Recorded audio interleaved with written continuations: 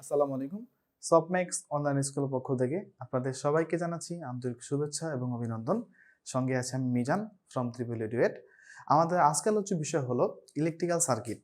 আমাদের one of the important article বলা যায় এই চ্যাপ্টারটি, এবং এই চ্যাপ্টারে আমরা এমন কিছু বেসিক ফান্ডামেন্টালস আজকে শিখব যেটা কিনা হোল ইঞ্জিনিয়ারিং লাইফে আমাদের কাজে লাগবে আর কি। অর্থাৎ যেটা না জানলে পরে আমরা সার্কিট শিখতে পারবো না, এবং সার্কিট যদি আমরা না জানি বা না বুঝি দেন আমাদের পরবর্তী যে স্টেপগুলো লাইক যে আপনি as a sub assistant engineer হিসেবে সরকারি চাকরির প্রিপারেশন নেবেন, সেখানে হয়তো আপনার কষ্ট হবে।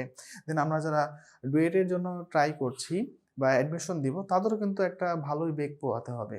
সো আমরা যদি এই সার্কিট পার্টটার যে বেসিক আমার যতটুকু এখানে আছে ততটুকু যদি আমি ভালোভাবে বুঝে যেতে পারি, তো এইটা বুঝে গেলে দেন আপনি পরবর্তী যখন কোনো এরকম একটা প্ল্যাটফর্মে আসতে যাবেন দেন কিন্তু আপনার জন্য জানাটা কি সহজ। যেমন 9-10 কোর্স যখন 9-10 ছিলেন তখন একরকম ছিল, ডিফল্টভাবে যখন সেটা সুইচ করে আপনি ডিপ্লোমাতে চলে আসলেন, এখন আপনি 9-10 স্টুডেন্ট পড়াতে যাবেন, দেখবেন কিন্তু কোর্সগুলো অনেকটা ইজিয়ার লাগবে, রাইট?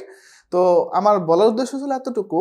তো আমি যদি সার্কিটের ফান্ডামেন্টালসগুলোকে যদি ভালোভাবে আয়ত্ত করি, এবং আমি প্রায় হিউজ অফ থিওরি এখানে নিয়ে এসেছি, মানে অলমোস্ট বলা যায় যে প্রায় ম্যাক্সিমাম থিওরি যেগুলো আপনাদের পরীক্ষায় আসবে, প্লাস হলো দেন আপনাদের ইন ফিউচারেও কাজে লাগবে, এবং যেগুলো না হলে আপনার পরবর্তী ইভেন আপনি নেক্সট সেমিস্টার যাবেন তখন সেখানে সার্কিট 1 পাবেন, দেন সার্কিট 2 পাবেন। তো এই ফান্ডামেন্টালসগুলো কিন্তু ওইখানে কাজে লাগবে। ওকে, সো আমি আশা করব আপনি প্রিভিয়াস যতগুলো চ্যাপ্টার অ্যাটলিস্ট ইলেকট্রিক্যাল এবং ইলেকট্রনিকে, বা যারা ট্রিপল ই ফ্যাকাল্টিতে আসবেন আর কি, অনেকে আছে না যারা সিভিলে আছে, তো এসব ভাইদের তো ভালো রেজাল্ট করার জন্য অবশ্যই তো ভালোভাবে পড়তে হবেই। কিন্তু যে সকল ভাইরা আমরা একটু ভালো কিছু করতে চাই, ভালো একটা স্টেপে যেতে চাই, তাদের জন্য অবশ্যই আমাকে এই টপিকগুলো ভালো করে একটু করতে হবে আর কি। সো আমি যদি এখান থেকে ফান্ডামেন্টালসটা তৈরি করে নিয়ে যেতে পারি, দেন circuit 1, circuit 2, even motor generator যে থিওরিগুলো বা সার্কিটগুলো, তখন বোঝাটা কি হবে, সহজ হবে আর কি। তো আমরা শুরু করে দিই। আমরা প্রথমে নিয়ে এসেছি electrical circuit. What is electrical circuit? তো আমাদের বইতে যে সংজ্ঞা আছে, ওকে দ্যাটস ফাইন, এটা দিলেও মোটামুটি হয়ে যাবে আর কি। তো ইলেকট্রিক্যাল সার্কিট, বৈদ্যুতিক সার্কিট, তাহলে অবশ্যই কি বিদ্যুতের একটা কথাবার্তা সেখানে থাকবে। তো বিদ্যুতের যদি একটা কথাবার্তা এখানে থাকতে হয়, অবশ্যই আমাকে একটা ইলেকট্রিক্যাল সোর্স লাগবে। তো ইলেকট্রিক্যাল সার্কিট বলতে আমি এই রাস্তাটাকেই বুঝি, যে এইটা যদি আমাদের একটা রেজিস্ট্যান্স হয়, নর্মালি আদর্শ সার্কিটের কথা যদি বলি, সেকেন্ড আমাদের একটা রেজিস্ট্যান্স হয়, অ্যান্ড এর সাথে যদি আমাদের লাস্ট একটা রেজিস্ট্যান্স R3 হয়, তাহলে এই সকল পারপাসটাকে আমি যদি একত্রিত করলে দেন আমি বলতে পারি আমাদের এই পোরশন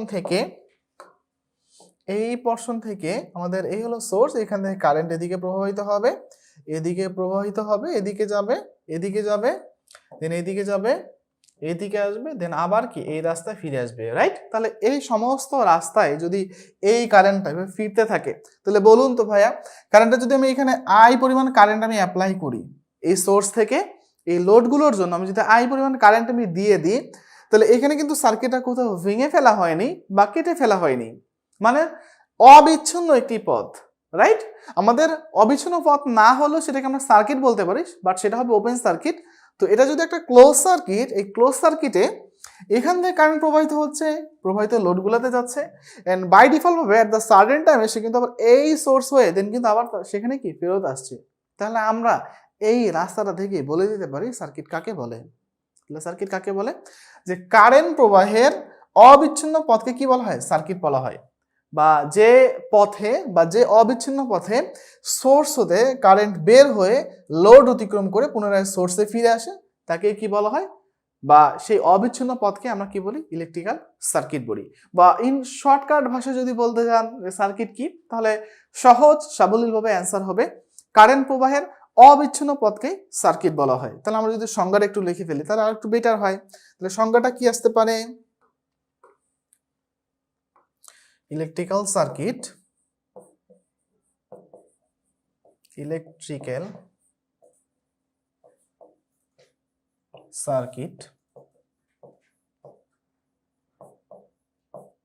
ওকে। তাহলে ইলেকট্রিক্যাল সার্কিটটা কি?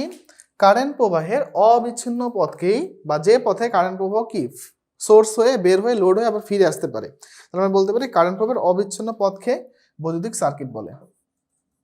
কারেন্ট প্রবাহের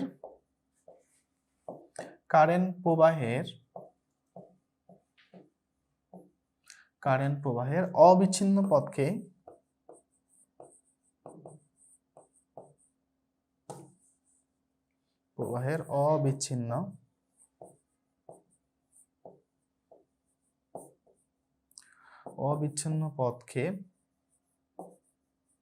ইলেকট্রিক্যাল সার্কিট বলে।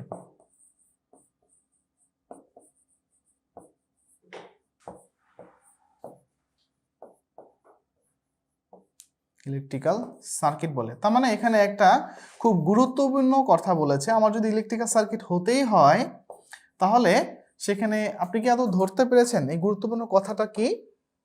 হ্যাঁ, এই কথাটা হলো আমাদের আমরা এই যে কথাটা দ্বারা ফোকাস করছি, অবিচ্ছিন্ন, মানে আমাদের সোর্স থেকে বের হয়ে তাকে দেন কিন্তু আবার ওইখানে ফেরত আসতে হবে।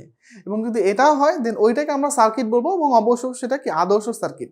বাট যে সার্কিটে মনে করো যে ভাই একটা রাস্তা ওপেন আছে, বাট আমাদের তাকে যে আমি সার্কিট বলতে পারবো না তা না। এগুলো ইন ডিপলি কেসে যখন আমরা যাব, ইলেকট্রিক্যাল সার্কিট কোর্স যখন করবো, বিশেষ করে ইলেকট্রিক্যাল, ইলেকট্রোমেডিক্যালে, ইলেকট্রনিক্সে যারা আছে তাদের জন্য কিন্তু অবশ্যই সেগুলো থাকবে আর কি, নেক্সট সেমিস্টারে থাকবে আর কি।